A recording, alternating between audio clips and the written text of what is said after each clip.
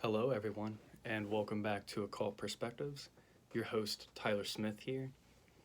If you are new to this channel or you do not know who I am, I mostly do occult research. I've been a member of the Masonic fraternity since 2014, and I have experience and have done research when concerning ceremonial magic, more especially like the Golden Dawn material, lesser banishing ritual of the pentagram, which I actually do not practice anymore, only maybe very rarely if needed, and I have new videos describing why that is the case. Occasionally I will do nowadays a lesser invoking ritual of the pentagram. If you don't know what those are, I will refer you to my YouTube videos on that subject. I have kind of taken a new, I'm kind of just evolving in my practices. That's one of the things about the sign of Scorpio. We are always changing, and I have a lot of Scorpio in my chart. I'm not just Sun Scorpio, I'm Sun, Moon, Mars, and Pluto as well. So, and I may even actually have something else in Scorpio, but those are the major influences in my chart. So this video, I did not actually plan on doing one today, but I have a little bit of spare time. This is in response to a YouTube subscriber. I'm assuming they are subscribed to me because I got a comment from Parker Scott Beats. And the question was, what are my views on the Bible? And what are my views on DMT? So in this short little session, however long I get, I'm not sure how long that's going to be. I'm going to try to go ahead and cover these two questions real briefly. First of all, I've done many videos on the Holy Bible, Parker. So go back and watch my other YouTube videos on the Holy Bible.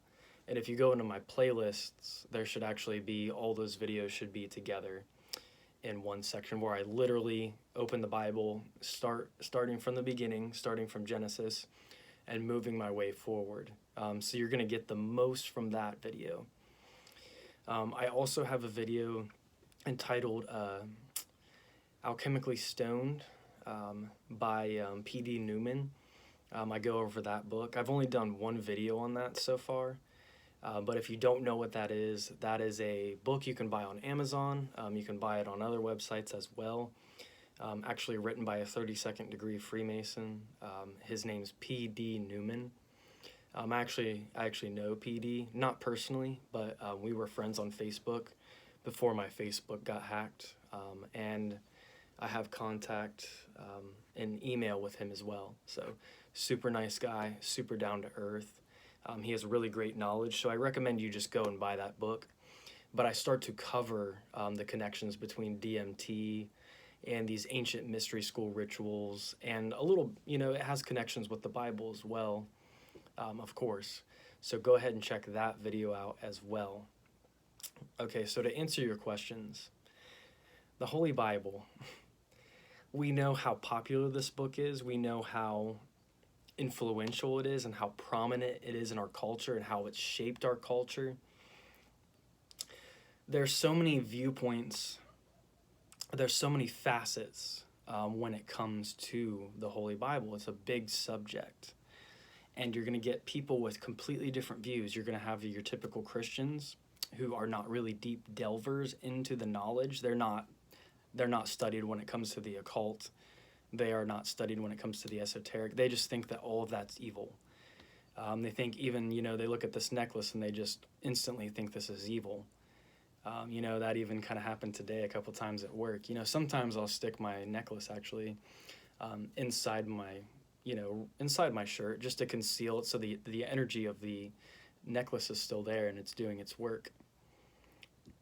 But so people can't see it. And then other days I just want to put it on display. And I try not to be too flashy with occult symbols and regalia and stuff, because there is much power in secrecy, in concealing things from the profane, those who don't understand.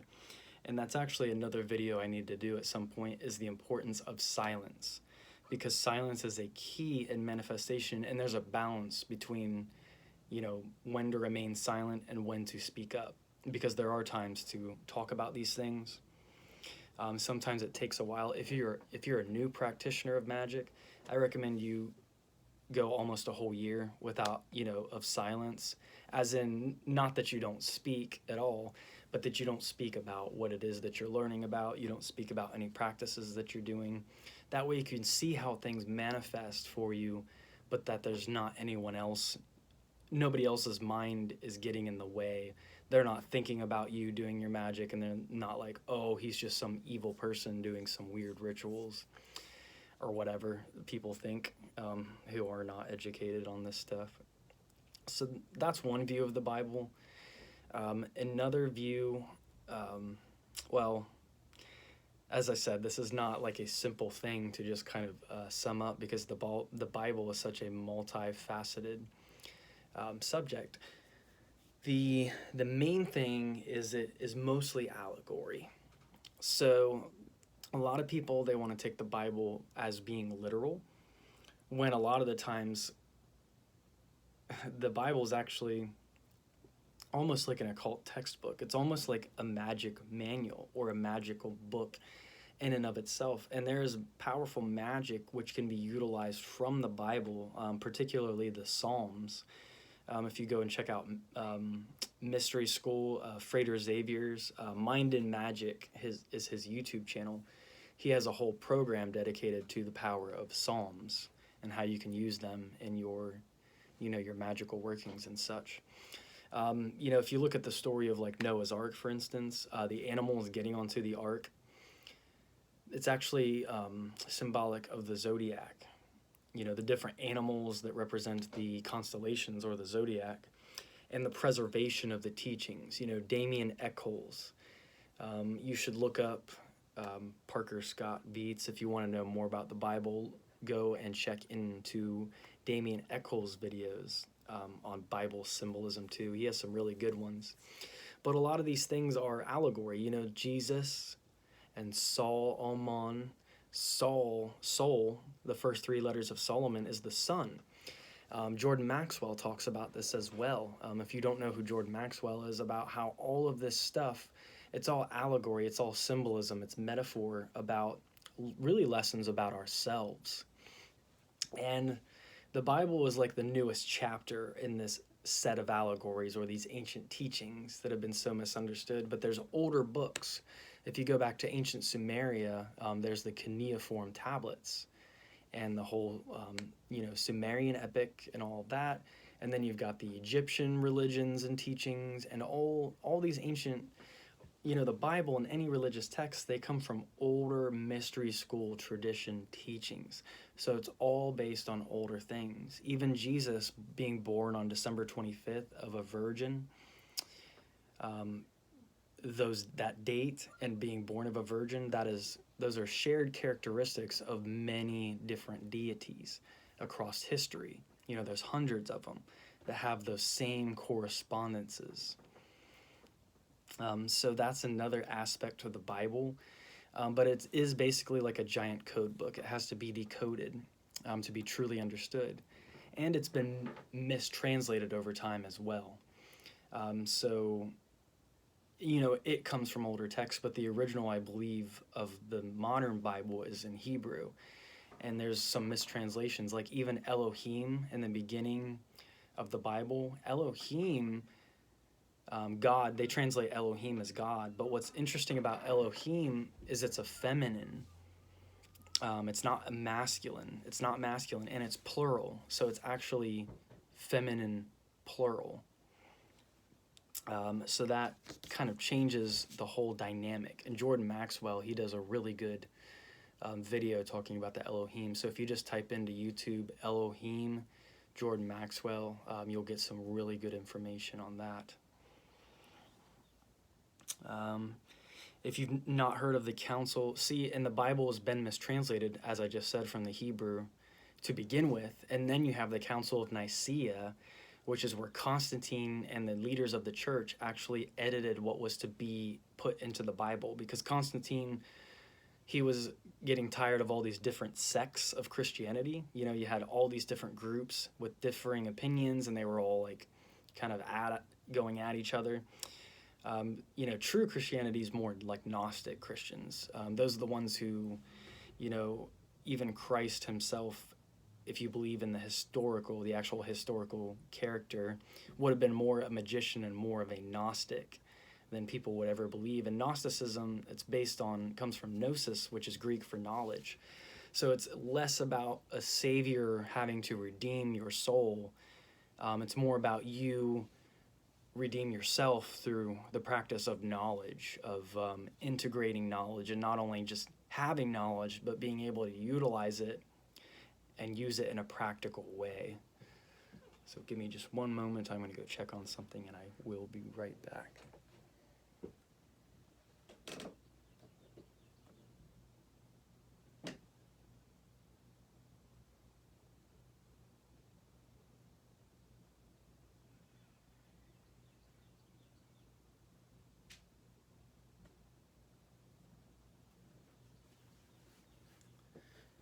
So these are all key things to take into consideration when it comes to the views about the Bible. So just to sum that up really quickly. And then you also asked about DMT, dimethyltryptamine. Now, I've never had myself what people call the blast-off experience, and that's actually the full experience of DMT. So I cannot speak on experience from this.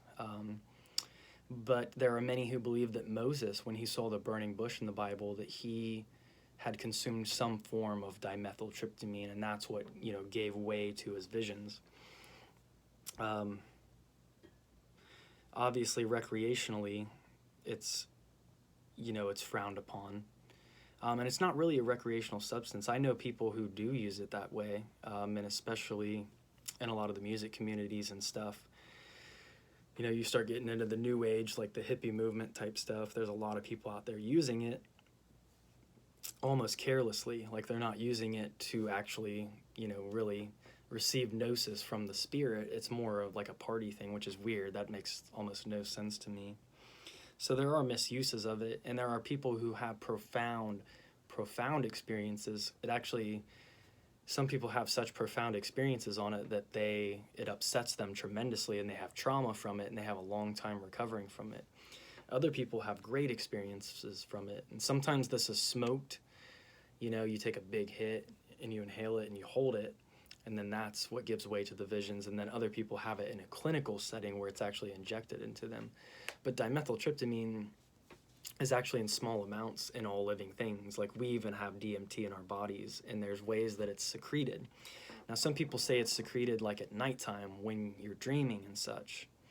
So if you're constantly smoking it to activate, you know, the DMT in your body, I don't know if there's any downfall because they say when you die, when you have the physical death, the DMT is what allows you to have kind of the almost, it's like your connection to like the spirit realm is one of the things that I've heard. You know, I'm no expert on any of this stuff. I've just watched a lot of documentaries on DMT. There's even Netflix ones. There used to be anyway. I don't know if they're still on there. I'm sure you could easily find some DMT documentaries. But, you know, there could be some danger to overusing it. You know, I don't think people die from it, but I don't know if you're using up, you know, if you're just having these really high moments where you're just being ascended and everything around you starts to change and it gets molded into a new reality. You know, some people say that world is more real than this one. And it's similar to states that you would reach in meditation. You know, if you're doing meditation correctly, you don't need any of those things. And honestly, all of those things like psychedelics, DMT, it's only going to like hold you back in the end. Yes, it can give you really extreme experiences, which will make you realize that there is way more going on than what we're perceiving with the five senses, because it's going to open a whole new world to you. But there's some people who can't even have spiritual experiences without those substances, and that's kind of an unfortunate thing. I know people who are like out there who are almost like dependent on those kind of things, and that's not somewhere you want to be.